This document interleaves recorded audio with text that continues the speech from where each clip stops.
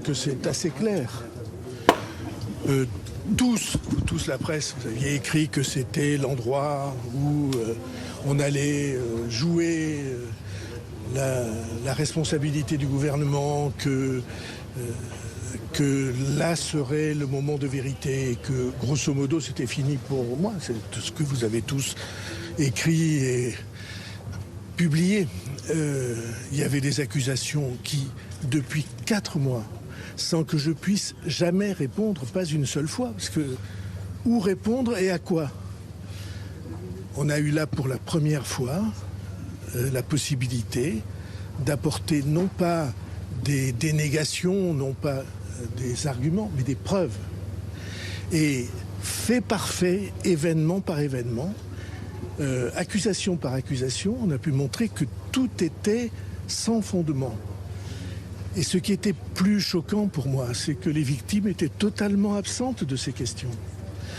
Les garçons, les filles qui sont pris dans des choses aussi lourdes et aussi terribles et insupportables, il n'était pas question, il était question, depuis 4 mois d'ailleurs, que du Premier ministre et du fait qu'il fallait le faire démissionner, abattre le gouvernement et après celui-là en abattre un autre, ce qui a été montré. Il y a des dizaines de milliers en tout cas. Il y a des milliers de tweets qui ont été lancés depuis des mois pour expliquer que j'avais menti ou que je n'avais pas protégé les enfants ou que Et on a pu montrer que tout ça était faux.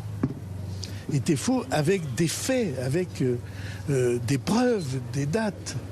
Et donc oui, pour moi, c'était un moment un peu libérateur, en dépit du chagrin que me cause la situation ou les souffrances de ceux et celles qui ont été pris dans tout ça.